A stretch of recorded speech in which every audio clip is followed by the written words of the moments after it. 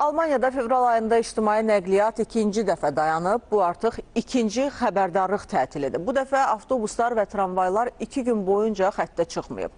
Tətili Verdi Həmkarlar İttifaqı təşkil edib. İttifaqın rəsmisi ekskluziv olaraq ASTV xəbərin Almaniya bürosu üçün vəziyyəti və tətilin gedişatını şərh edib. Xüsusi müxbirimiz Günay Məmmədovanın reportajını izləyəcəyik.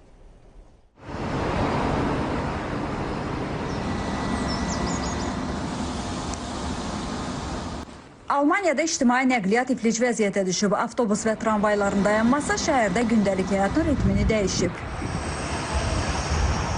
Adi günlərdə burada bir dəqiqədən bir avtobus və ya tramvay keçirdi. Hazırda isə heç kim yoxdur. Bu o deməkdir ki, sərnişinlər mənzil başına çatmaq üçün alternativ yollardan istifadə edirlər.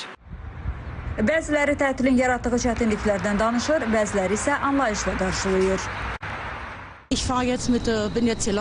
İndi qatarla gedirəm. Oradan bir qədər də qatarla getməliyəm. Hələ 30 dəqiqə piyada yolum var. Bu isə heç rahat deyil.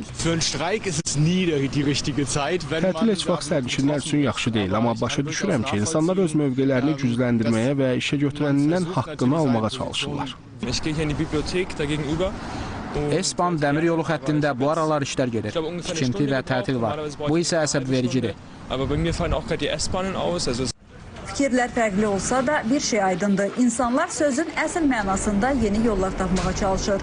İctimai nəqliyyatın dayanması həm gündəlik planları pozur, həm də həmkarlar ittifaqlarının fəaliyyətinə diqqəti çəkir. Hazırda dayandığım yer Verdi Həmkarlar İttifaqının Berlindəki əsas binasının qarşısıdır. İctimai nəqliyyatın tətili barədə qərar məhz bu binada verilib. Qeyd edim ki, Verdi Həmkarlar İttifaqı ilə işə götürənlər arasında danışıqların hazırki mərhələsində heç bir nəticə və yaxud irəliləyiş yoxdur.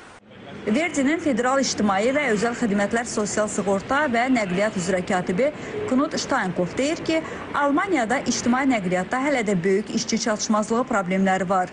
Bunun əsas səbəblərindən biri əmək şəraitinin kifayət qədər yaxşı olmamasıdır.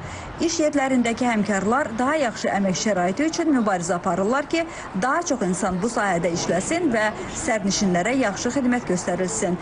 Bəzən isə bunun üçün tətil etmək lazım olur.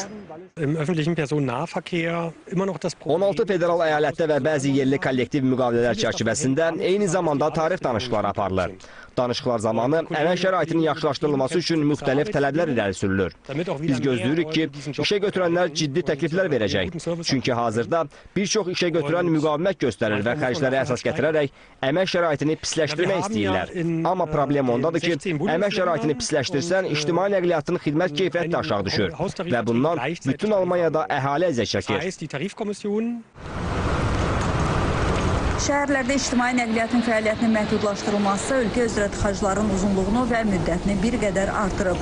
Taksi xidmətinə də səhər saatlarında tələbatın artdığı bildirilir. Beləliklə, tətil həm vətəndaşların gündəlik həyatını dəyişir, həm də əmək mühitində mühüm məsələləri gündəmə gətirir. Danışıqların nəticəsi yaxın günlərdə məlum olacaq. Günay Məmmədova, Azərbaycan Televiziyasının Almaniya bürosu, Berlin.